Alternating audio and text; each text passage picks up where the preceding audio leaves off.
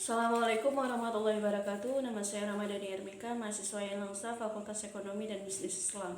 Saat ini saya akan mereview suatu artikel jurnal ilmiah dari Universitas Sains Islam Malaysia dengan judul Khiar Hak untuk Memilih dalam Transaksi Online Studi Komparasi antara Lazada, Zalora, dan Blibli.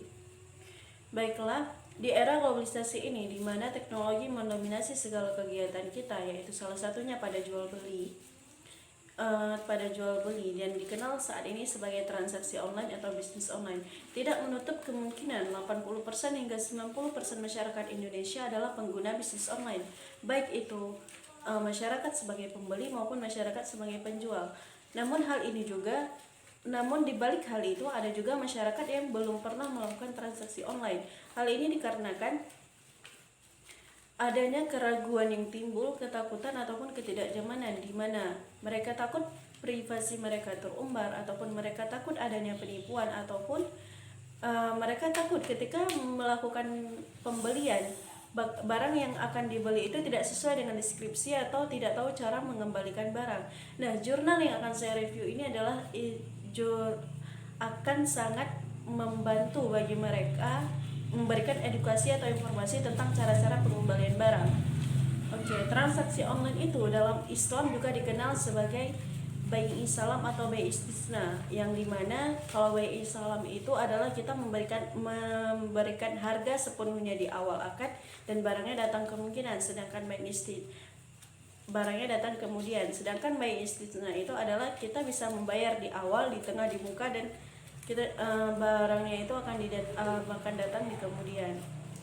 Nah, dalam hal ini Islam juga menawarkan khiyar, yaitu hak untuk memilih kita melanjutkan pembelian barang tersebut atau membatalkan pembelian, baik itu setelah akad maupun sebelum akad. Hal ini untuk mendapatkan kemaslahatan antara penjual maupun pembeli. Karena tujuan dari penelitian ini yaitu untuk menganalisis jenis-jenis khiyar yang ada pada aplikasi bisnis online, terkhususnya Lazada, Zalora, dan Blibli, maka saya akan bahas sedikit mengenai apa itu khiyar, apa-apa saja jenis-jenis khiyar. Khiyar itu adalah sebagaimana sebelumnya yang saya katakan, khiyar adalah hak untuk memilih melanjutkan pembelian atau membatalkan pembelian, baik itu sebelum akad ataupun sesudah akad.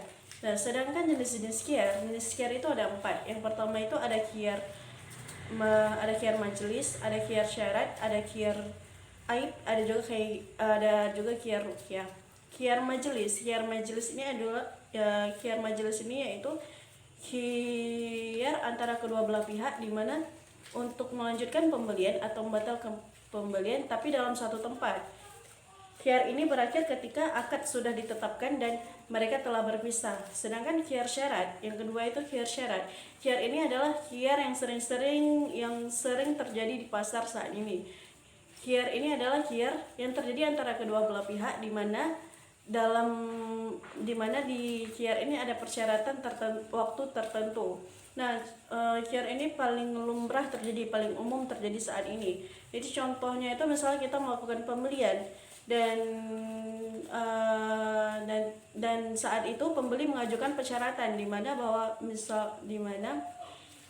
barang akan dikembalikan kalau misal tidak ada kecocokan nanti waktu dibawa pulang, barang akan dikembalikan nanti sore atau pagi harinya. Dan hal ini harus ada kesepakatan di antara kedua belah pihak, tidak boleh sebelah pihak saja.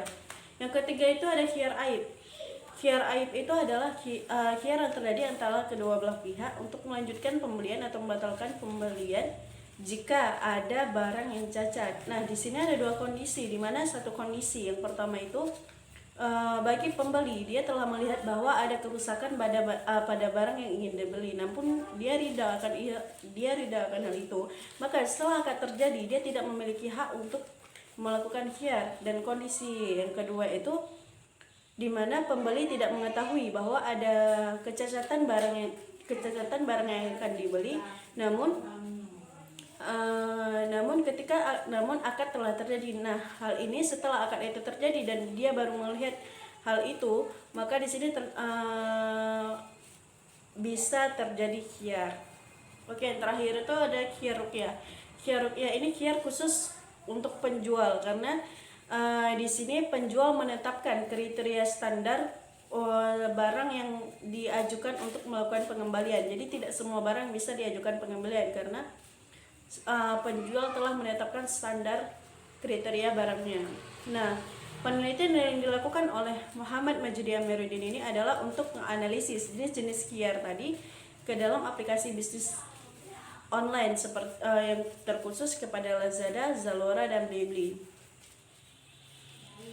Untuk mengetahui implementasi jenis-jenis QR ke dalam aplikasi bisnis online ini, peneliti telah memaparkan cara-cara pengembalian barang pada aplikasi-aplikasi bisnis online ini. Yang pertama itu ada Blibli. Cara pengembalian pada Blibli itu dalam aplikasi Blibli ada suatu icon di mana kebijakan pengembalian atau return policy, di mana di situ dikatakan kalau misalnya pembeli ingin melakukan pengembalian barang itu harus baru dan belum sama sekali digunakan, dan pembeli harus menulis deskripsi 1 kali 24 jam disertai nomor pemesanan. Jika hal itu tidak lengkap, maka pihak Blibli tidak akan mengajukan pengembalian barang, tidak akan menerima pengembalian barang. Dan yang kedua itu ada Zalora. Cara pengembalian barang pada aplikasi Zalora itu pembeli harus mengirim pesan kepada customer service bahwa dia ingin mengonfirmasi untuk mengonfirmasi bahwa ingin melakukan pengembalian barang.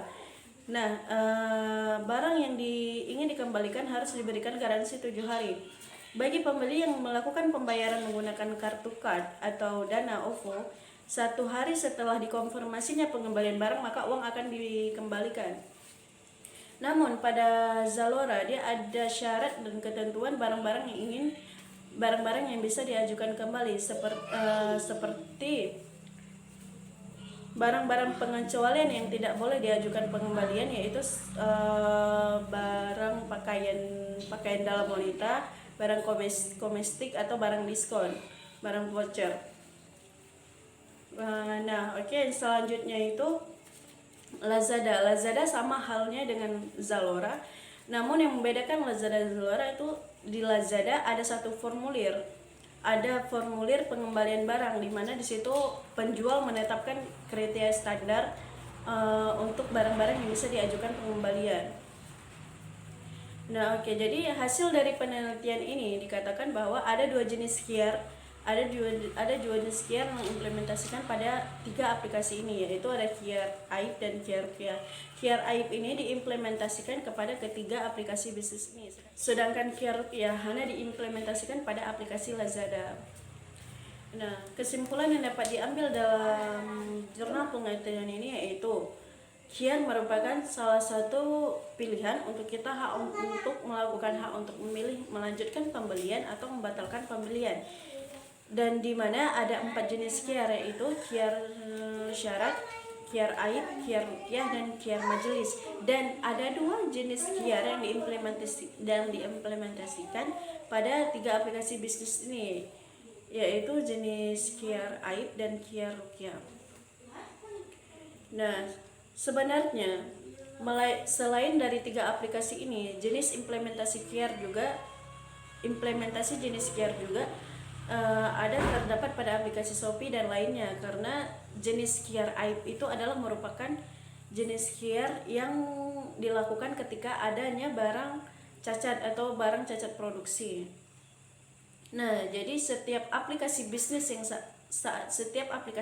itu ada kebijakan pengembalian atau return policy. Namun hal ini berbeda-beda karena setiap aplikasi itu ada kekurangan dan kelebihannya. Bisa jadi di aplikasi ini hanya menerima cacat produksi barang yang barang cacat yang atas kelalaian pihak aplikasi, tapi tidak menanggung atas kelalaian pengiriman barang atau lain sebagainya. Nah, bagi masyarakat yang belum sama sekali melakukan transaksi online, penelitian ini sangat membantu memberikan edukasi dan informasi tentang cara-cara pengembalian. Dan saat ini kita hidup di era globalisasi, jadi Jika kita